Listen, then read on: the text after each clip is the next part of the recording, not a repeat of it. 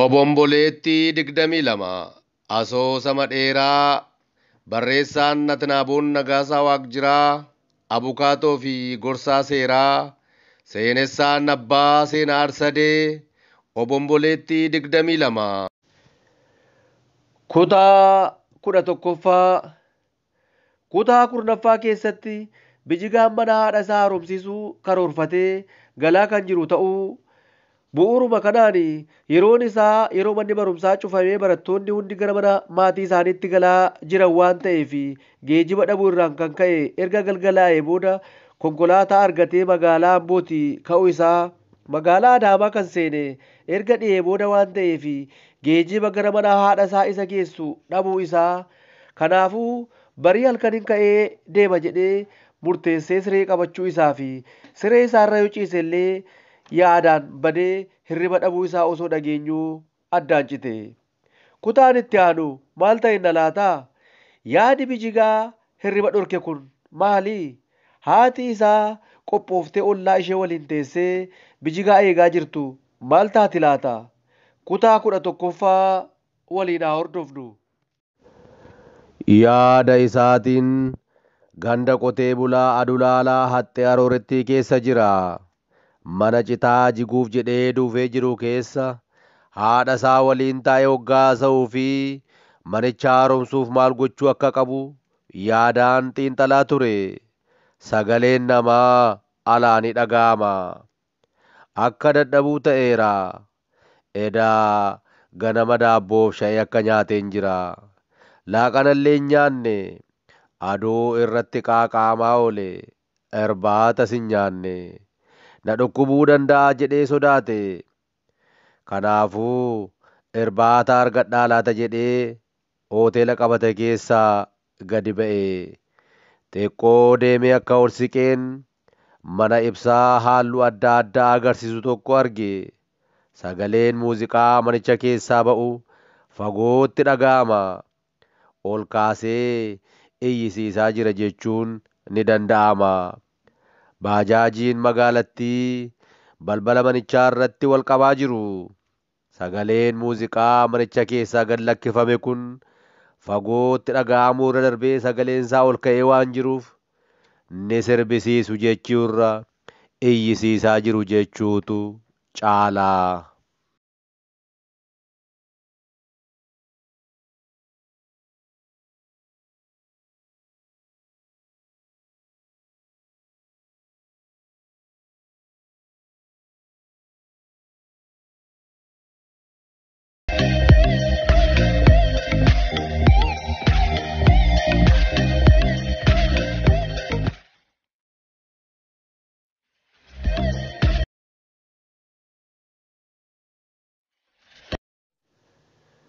Sirbi sirbamaa jiru sirba Taaddalaa Gammachuuti. Sirba isa lafti Oromiyaa urufa jedhu. Aduun biyya ormaa nama gubaa isa jedhu sanaadha. Iyyee lafti Oromiyaa urufaa cee jedhii farda yaabbadhu.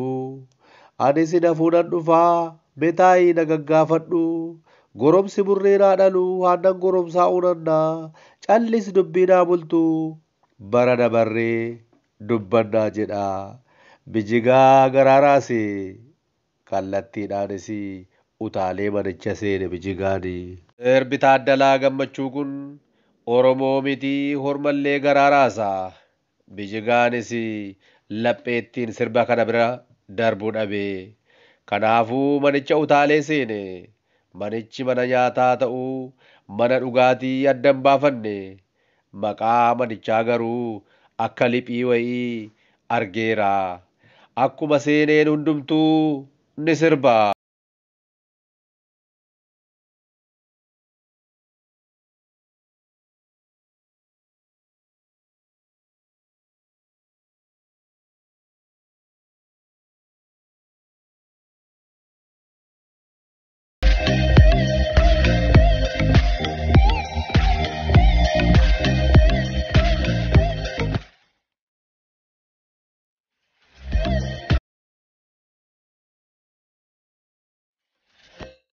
Xinnaaf guddaan ni ragada. Yeroo dabarfachuufis ta'e yaada qabame keessaa ba'uudhaaf bakka gaarii dhufuu isaa amane. Nyaatas ajajate. Nyaata waliin waan dhugu gaafatame. Bishaan jedhe. Alkoolii fi biiraa qofti akka jiru itti himame. Bakkicha waan jaallateef deemuu hin barbaanne. Turuu fedhe. Biiraa jedhames ajajate. Shamarran manicha keessa hedduudha. Hundumtuu bakka jiru taa'ee ni munyuuqa, ni socho'a. Kaan ka'ee dhaabbatee sirba. Sirbi tokko dhumee sirbi biraan yeroo jijjiiramu ni iyyu. Guddaanis xiqqaanis ni iyya. Namoonni umuriidhaan isin jedhaman yoo jiraatan illee akka daddara reefuu ga'ee burraaqu. Manicha keessa si'iitu jira malee isin kan jedhu waan jiru hin fakkaatu. Bijigaan garaa isaatti ajaa'iba jedhe. Sa'aatiin dhiya keessaa sa'aatii 5tti dhiyaateera. Dhaqee rafuu fedhe. Biiraa tokko qofa akkamittan dhugee ba'a jedhee dabalate.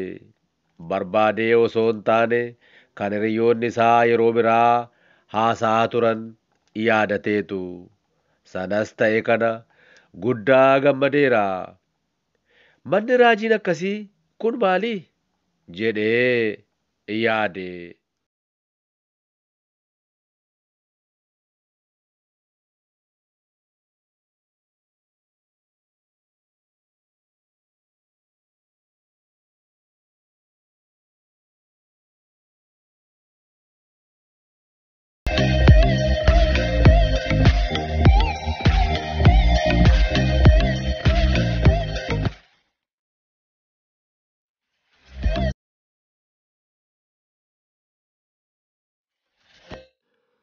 Hoggaa manicha seenu taappeellaan balbala gubbaatti arge biir koorti akka jedhu yaadate.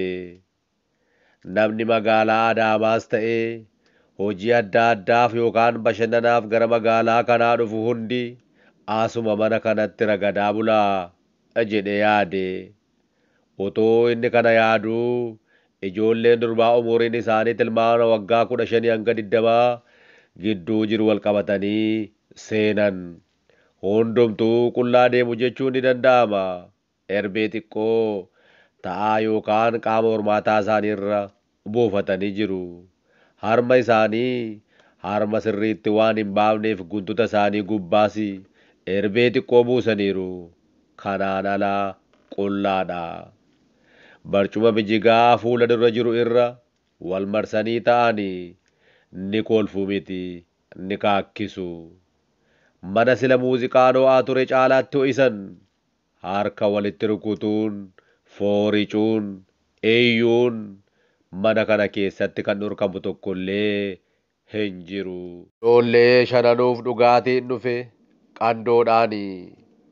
Qaruuraa na dhufu malee shanan isaanii burcuqqoo qabu. Burcuqqoo isaanii dhufe keessa cabbii keessa buusanii akkasittiin dhuguu eegalanii. Umurii ijoollee kanaa gaafa ilaalu dhugaatiin dhufeef kun kan ijoolleen dhugduudha jedhee fudhate. Hiixatee maqaa dhugaatichaa gaafa ilaalu absoluut vodkaa jedha. Ijoolleen kun shanan gara bijigaa ilaalanii walitti tasaasu. Mucaa isaan keessaa caljettu fakkaattu tokko yeroo nyaaraan tuttuqan argeera. Mucattiinis caldettee teessi. Isaan ni wacu. Isheen ni callisti. Maaliifi? jedhee ishee ilaale bijigaani. Isheenis ija hattee gara bijigaa ilaalti. Ijaan yeroo 3-4 walitti bu'anii. Inni ija laafe. Isheenis daftee ija cabsattee lafa keessa ilaalti. Iji bijigaa garuu gara ishee malee ilaaluu dide.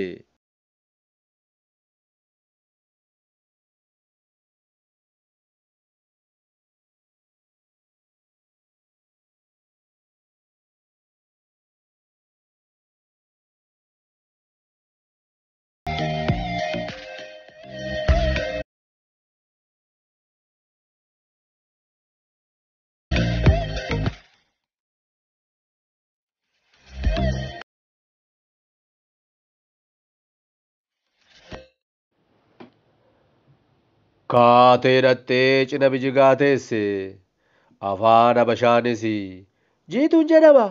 Eessattan si beekaa? jette. Bijigaanis ni rifate. Afaan Habashaa softi. Maqaan ishee garuu jiituudha. jedhe yaada isaan. Kan isa rifachiise garuu bareedina isheeti. Bareedina shamarran baay'ee hartee fudhatteetti. Qaama fokkisaa miti. Qaama hin bareedu jedhamu tokkollee hin qabdu. Iji ishee bungulloodhuma. Guddina isaarraayyuu yeroo asiif achi naannessitu laphee nama darbata. Rukuttaa onnee namaatu dabala. Ilkaan ishee asheeta boqqolloo xarasaa fakkaata. Baay'ee adii fi mahaandisa cimaa fi beekamaan wal qixxaatee tarraa'ee kan hojjetame fakkaata. Funyaan ishee akka eeboo qara tolee asii gadi kan ijaajjeedha. Hidhiin ishee jaarsa waggaa 80 dhungoof kakaasa.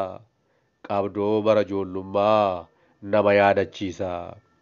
Bara si'anaa qabdoon sun jiraa laata? jedhe bijigaan yaada isaatiin. Dabbasaan ishee duddarra ciisa jedhanii dhiisuun hin danda'amu. Nyaarri ija ishee, maddiin ishee, mudhiin ishee bareedina akkasii gonkuma argee hin beeku bijigaani. Sarbaan ishee qullaa jiru sun gorora nama coccobsiisa. Qaama kana fakkaatu qullaa dhaabuun cubbuu hamaa isaanitti hin ta'uu laata? Waaqayyo waan ajaa'ibaa taasisee ishee uume. Dhuguma sa'aatiin ishee irratti fixe hangamuma laata? Dinsirii ishee safara keenyaa sana uumuudhaaf guyyaan tokko yoo itti fudhate ta'e jiituudhaaf garuu guyyaa miliyoona tokko fixuunsaa waan oole miti. jedhe ammas yaada isaati.